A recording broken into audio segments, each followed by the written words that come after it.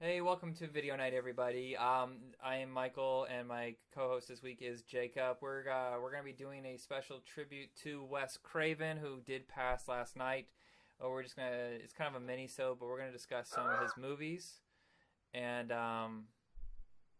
yeah, it's kind of weird. I mean, it's not like he was a young man, so it's a surprise, but it just like came out of nowhere. You're just like, what?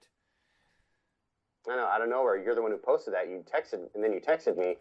I was like, holy shit. I thought it was Damn. fake because I had seen it and no one else was talking about it, and I was like, "Is this another fake?" Because we've been getting a lot of those lately, and in fact, it's kind of Especially annoying. with Steven Seagal. Whoa, Sorry, I didn't mean to cut you off. no, I didn't realize that Steven Seagal was said. Anybody's been saying that he died. That's kind of interesting. Yeah, it was a fake thing. I don't know. My godmother was posting about it. Yeah. I'm Huh? like, yeah, okay, that's probably bullshit. I've probably been pranked. Yeah, probably.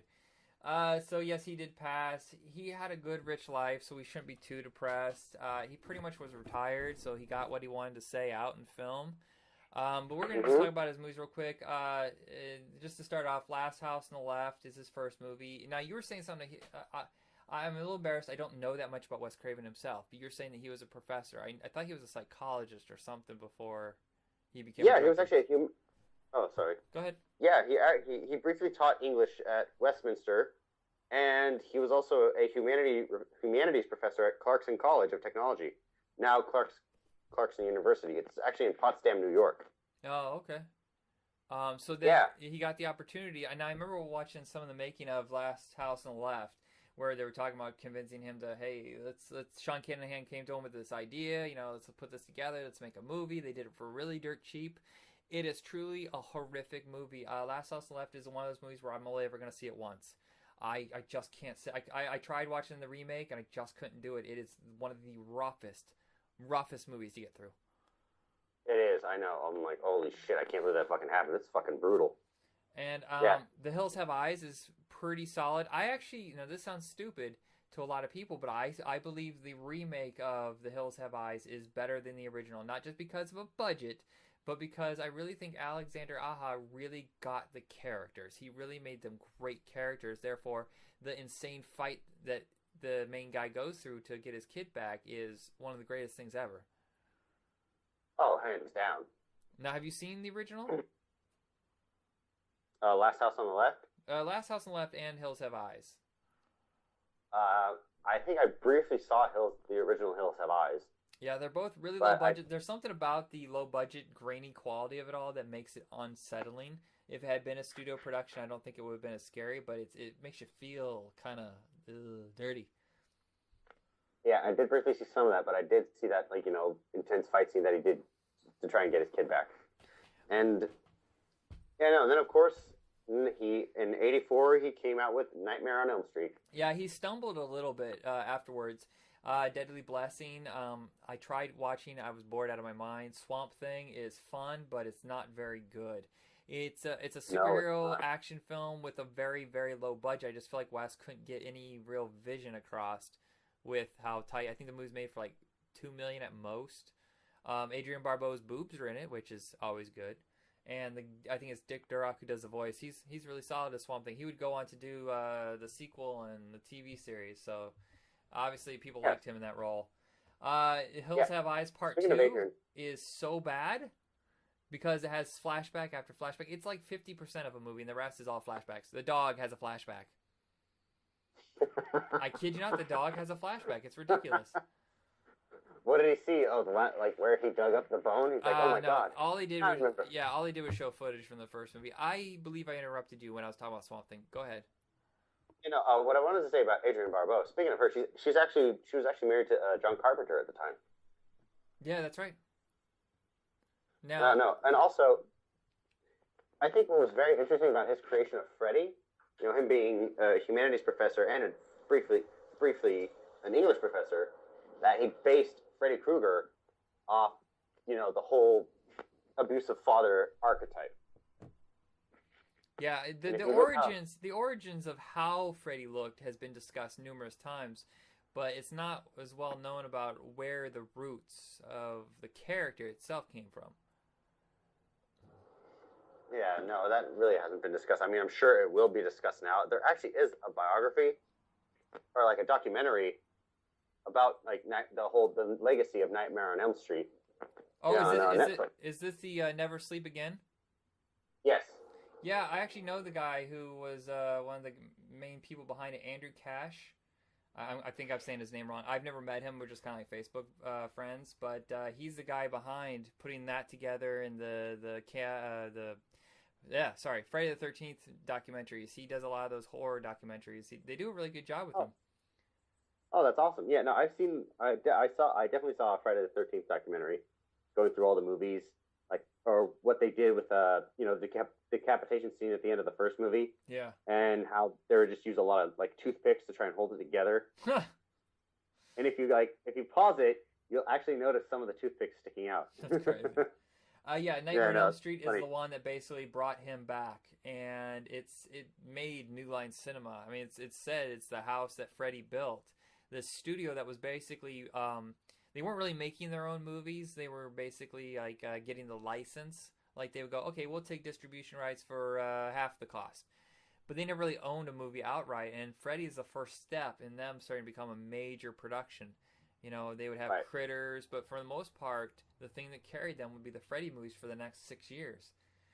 And it's all because of Wes Craven. New Line would not exist if it wasn't. There would be no Lord of the Rings. There would be no Teenage Mutant Ninja Turtles. No Seven. It's all or because Mortal Kombat. Yeah, it's all because of what he did for that studio. Yeah, or Blade. Yeah, these movies would not have been picked up by another studio probably, or not done as well. Exactly. Also, it also launched Johnny Depp's career. That was his first major role. Yep. If it wasn't for that, I'm not sure if we would see him in 21 Jump Street and then him be the huge star he is now. I'm sure he would have got some acting work because it's hard to deny his talent. But yeah, it definitely got his face out there. Now, you said you just watched part 2 for the first time? Yes, I was kind of taken back a bit. It was pretty slow, and it was kind of interesting that Freddy, the way he's trying to get back out into the real world, but through this one kid, the new kid that moved into the Nancy's house. Yeah, that's one that's kind of, it was rejected by fans at first. It did okay, so they went ahead with a 3. But I think a lot of people are like, I don't get where Freddy's coming from. Where's Nancy? Where's the mythology? Where's the mythology you created with the first movie that we wanted to get into? It's not a bad movie, but it feels so different that it doesn't really feel like it's part of the franchise. Without the name, Nightmare on Elm Street or Freddy Krueger, it would have been a terrible movie. No, I still think it's a good movie. It's just it is wildly different. Jack Shoulder, the director, had a vision for where he wanted to go with the series, and it's just the fans weren't really on board with it, and that's why 3 was so huge. 3 brought back Nancy. They continued the franchise. Wes Craven was involved, and they went crazy with the special effects. They always had a real tight budget on special effects, but they said, you know what? This is our last chance to save the franchise. Let's toss a couple more million in effects at this and make it a wild ride. And that's it. Also, kind of, it's the last time I think Freddy was scary for quite some time, because then he started to become like the jokester, the funny guy. Yeah, he did. He would make like a few especially Dream Warriors, welcome to prime time, bitch. Yeah, that's where it kind of started. But he's a little scary in that movie. I mean, the part where he turns into the giant snake and eats that girl, that's a scary moment. I don't feel that 4 and 5 are really very good. The stories are convoluted, they're rushed, and the energy just isn't there. I like 6. I like 6 is full-on jokey, though, but I think it's a really entertaining ride. Oh yeah, no. Then there was New Nightmare where Heather Langenkamp comes back, not as Nancy, but right. I actually believe, in my opinion, the New Nightmare is the best of the series, even better than the original, because it takes that concept and spins it into such crazy heights. It basically set this new trend for like the next 10 years, where they would have like meta kind of movies, like where they mix reality with the unreal. And the way Truman Show, Dark City, stuff like that would do later. But it was the first in that kind of movies where it mixed what we know about the franchise in our world, and then mixing it up with the mythology of the Nightmare on Elm Street world. Right, yes. And also, Dream Warriors also had Patricia Arquette and of course, John Saxon returned as Nancy's father. Oh yeah, and Neo. Lawrence Fishburne. Thank you, Lawrence Fishburne. I almost said Neo. Morpheus. No, Morpheus. But between those, he did Deadly Friend, which I watched about 7,000 times as a kid because I taped it off of TV and I was allowed to watch it. Have you ever seen that one? Who played in that? It was Kirsty Swanson, Buffy, the original Buffy.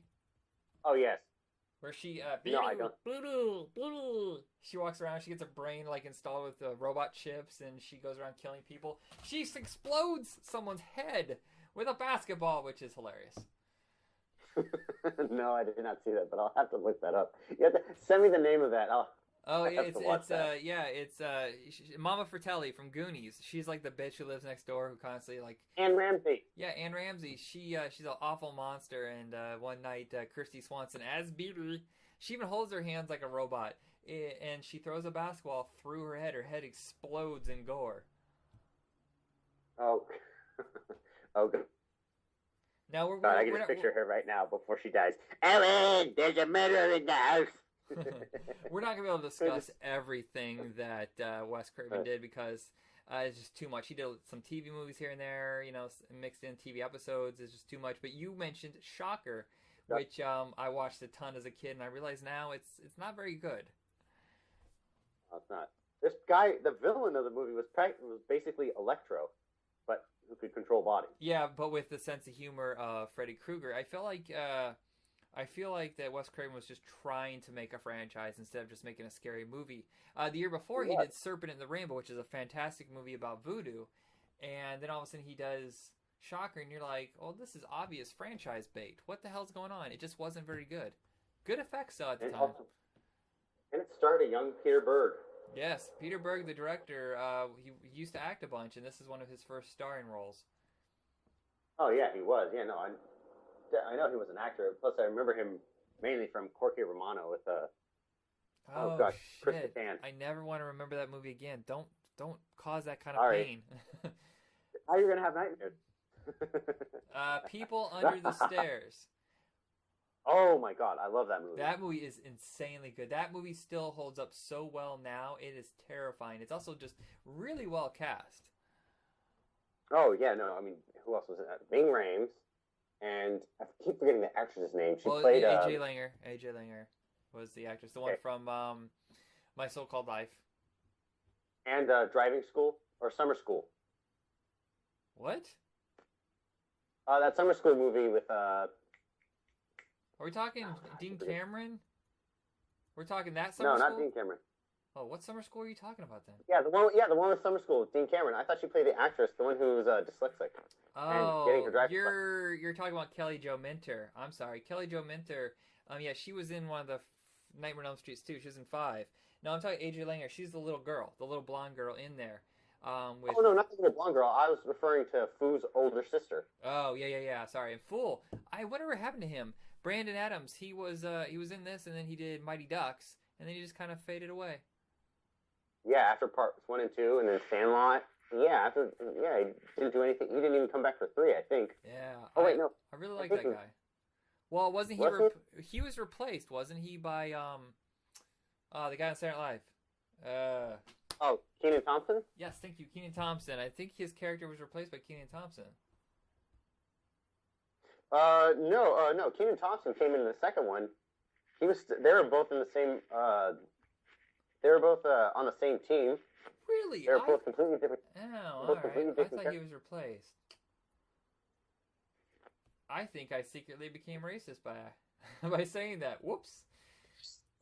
Son of a bitch. Now, here, in my opinion, is the worst of Wes Craven's films. I know it seems sacrilegious to say it, but you also can't deny the fact that Vampire in Brooklyn is just an epic disaster. Epic disaster. Some people like it. I thought it was just a hideous piece of shit. I went to the theater and saw this movie, and I was just like, this is a comedy, right? When am I going to start laughing? Oh, it's a horror movie? Is it going to get scary soon? What the fuck is this? It was a mess. No. Looking at it now, yeah, I laughed. All I can do is just laugh my ass off. I could not take it seriously. Yeah, it was just awful. And of course, his career was kind of in a weird spot. New Nightmare was fantastic, but it didn't get a lot of box office. And Vampire Brooklyn was a huge flop critically and commercially. So Scream was offered to him, I think, quite a few times, and he turned it down. He just wasn't feeling it. I don't think he wanted to be in the horror genre anymore. And but we're so happy that he did because he handled that movie so well. It is a very delicate balance of humor, almost like a meta way of knowing about horror movies. Like it's a world that exists, but we know about it, and at the same time, balancing the gore, balancing the blood, the fear. And that first one is just so top notch. I actually like the whole series up until part 4, which I shouldn't have done. Oh. Yeah. I just remember Scream didn't open. It did not open very well. They just kind of like, well, I guess $6 million is okay for a low budget movie. But then it just kept on top of that. It kept building and building and building. I believe I saw it the second week. And I remember there was this big lady behind me going just, oh God, they're all going to die. Oh God, they're all going to die. Oh, that's the most blood I've ever seen. Oh God, that's a lot of blood. That's a lot of blood. And I thought she was the only. And I thought she'd be the only one. But as we were leaving, there's these two girls with one of them was with her boyfriend. She goes, "That's the bloodiest movie I've ever seen." And I was like, "That was fantastic." That is not. I was like, "You guys haven't seen a lot of horror movies, have you? Because that wasn't much blood at all." No, I'm not too surprised. But honestly, as far as it goes for Scream. Okay, at the end, watch it to the very end of the credits. It said this movie was made in no way due to the Santa Rosa school district. Oh, right. Yeah, they went up there. They were there. originally. Go ahead. Oh, okay. Yeah, they were originally filming it at Santa Rosa High School, but they thought the murder scene of Henry Winkler, the principal, was too much, and so they decided to. So they told him, "No, we're not going to be able to film this movie here anymore." Did they not read the script? Did they not read the script? What the hell? Were they just like, you don't kill the Fonz? I know, yeah, they were probably that bitchy about it just because he was the Fonz. He's like, look, I'm not in the Fonz in this movie. I'm an asshole principal. I deserve to die.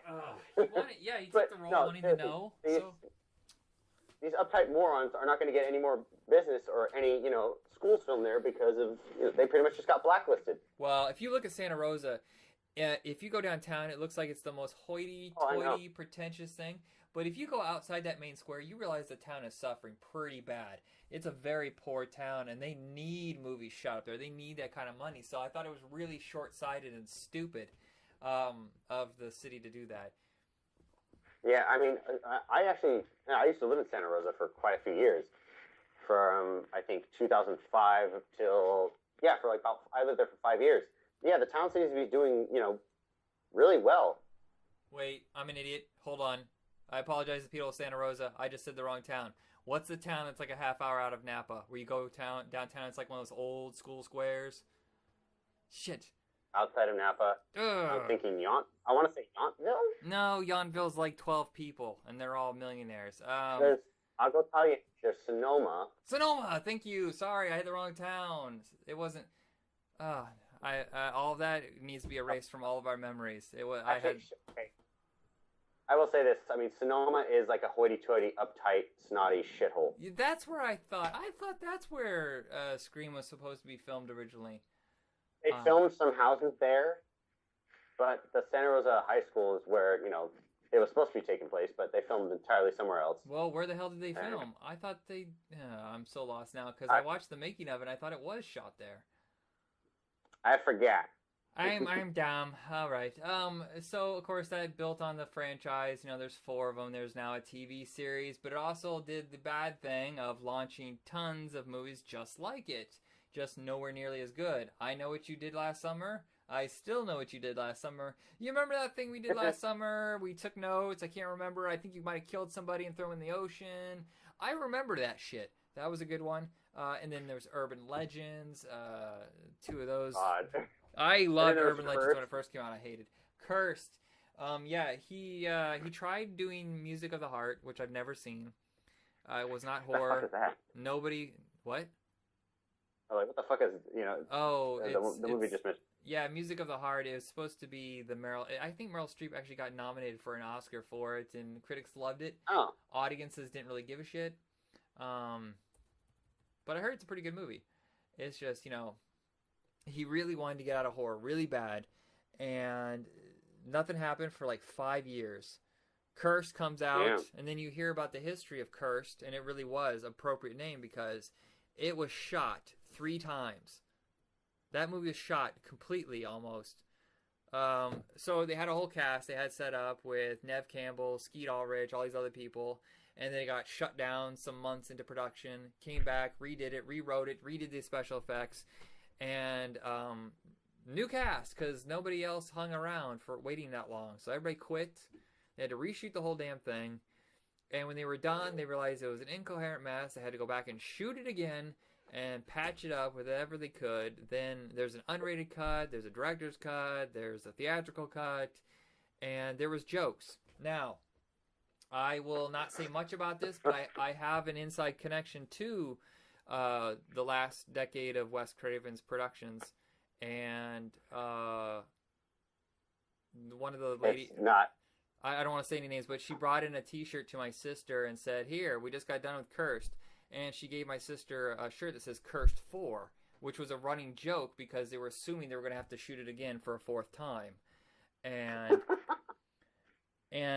so the movie is not horrible. It just feels like a mixture of other movies. Like the special effects don't fit. The CGI definitely does not fit. And everybody's, the entire cast, with the exception of Jesse Eisenberg and Christina Ricci, all seem to be on a different page. The way they act, it's like, well, the tone is different from that tone. What the fuck is going on in this movie? And that's what I thought too. I'm like, wait a minute, what? Yeah, like, it's on the. You got a feel for the Wes Craven and Kevin Williamson and Rick Baker. They all had a plan. They all were ready to go. And yet again, the Weinsteins get involved. They screw things up. It was supposed to be a $35 million movie. I think it cost $80 million. And this is oh my God. Yeah, this is the main reason why Disney said, you know what? Fuck you guys. We're taking the studio back. You're screwing everything up. And, that's why Dimension went to another... they went over to the Weinsteins or whatever, and Miramax was shut down because of this movie.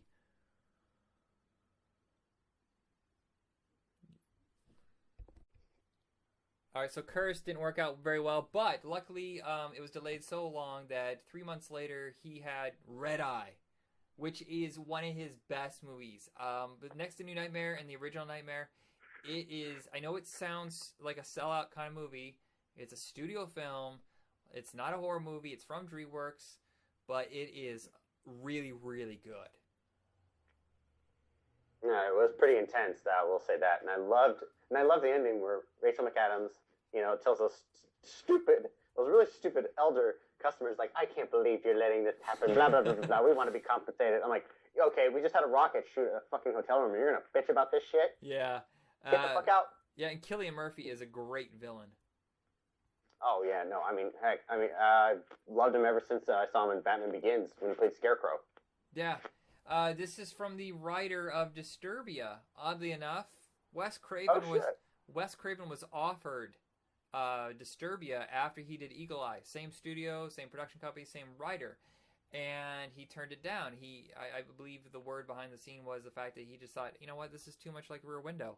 It's a decent script, but it's Rear Window. So why would I remake a movie but not call it Rear Window? And kind of moved on from there. This is also a little bit insider news. I do know that he was offered a Alice in the Wonderland movie. I believe at the time there was a really hot video game. It was a really hot video game, something McKee's Alice. It was like a horror version of Alice in Wonderland. Alice Madness Returns, I think? Is that it? I don't know. I can't remember. I know, but it was a horror movie. I did actually see, the cover. I would see it displayed when it usually, where I used to work. Yeah. They sold shit like that. He was offered that, and I believe Sarah Michelle Gellar was attached to the lead. It was going to be $100 million budget. It was the biggest thing that he ever did, but the script sucked. So yeah, he could have had a huge profile movie, and they might have been able to fix it later, but if the script sucks, that's like putting a lot of muscle on a weak skeleton. So he walked away from that. And the only bummer part is he turned that down to do My Soul to Take. Good actors, boring-ass movie. It's so boring.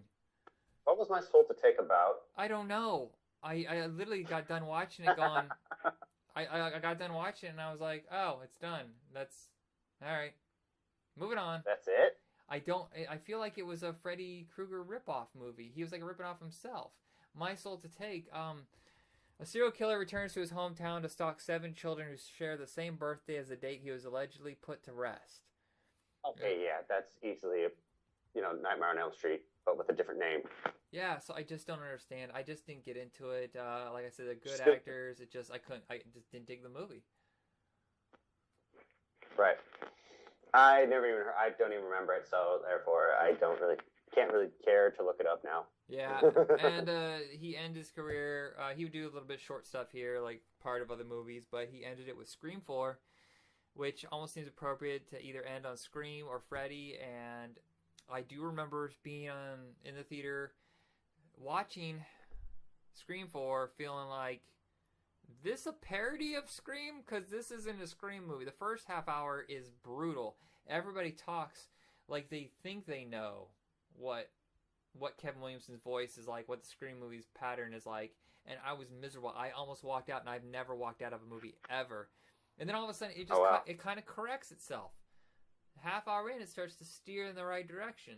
And then by the end, I was totally on board. The last half hour is amazing. And they do save the franchise, but it is time to say goodbye to those characters because it was torture. I know. It's over. They're old, and, Courtney Cox and David Arquette are no longer married. I don't think they'd ever want to get back together again. But knowing that they were divorced right before that movie was finished. Yeah, that had to be awkward. And it was. I thought it was funny. I thought it was just like really funny. I'm like, the way they're like talking to each other right now. I'm like, that's probably how it went down. Yeah. David Arquette still looks the same, so Yeah, weird, huh? Exactly. I was like, gosh, he will not age. He'll probably still look like that when he's 70. All right, but so also, you go ahead. I think also introducing Hayden Panettiere, I think you definitely could have gotten some audience buzz with her because people were really big on Heroes. Yeah, at the time they were big on Heroes, not now. I heard it's relaunching, so I don't know if that's going to do well. It is. Heroes Reborn is coming back. Although, not all the same actors are going to be coming back now. Right, which They're is going good. with an entirely new cast. All right, so that is it for us with Wes Craven. I can't say that he didn't live a full life. His passing is tragic. I think it's weird when people say it's tragic. He just died. He was 76. It just happens. He had a grand career, some ups and downs. He left truly great franchises and memorable characters. He did great things for women in horror films. He stopped making them all about the boobs and the screaming. He gave them strong characters. Him and John Carpenter were very, very good at making strong female characters, and I just want to just give that thanks out to him. You could say, yeah, he's being a humanities professor, you'd think he was a feminist, Yeah. So, yeah, no, he was great. I mean, he did, as a child, yes, I was terrified because of Freddy fucking Krueger, so thank you. Thank you very much. There's something great about fear, and the way he releases fear. He doesn't really, the first 2 movies are kind of rough to take, but after that you kind of sit with it and you realize there's a kind of weird peace with releasing that fear. And he did a great job of doing that. Yeah, he did. I know. And he'll be forever missed. But I'm glad he, got to finish like the movies he wanted to finish. Except for Shocker. I mean, there was an intention for a saga there, but yeah, sadly that didn't happen. I'm kind of thankful that it didn't happen. All right, everybody. So this is Michael signing off. Be excellent to each other and rest in peace, Wes Craven. Namaste. All right. Namaste and good luck, you guys.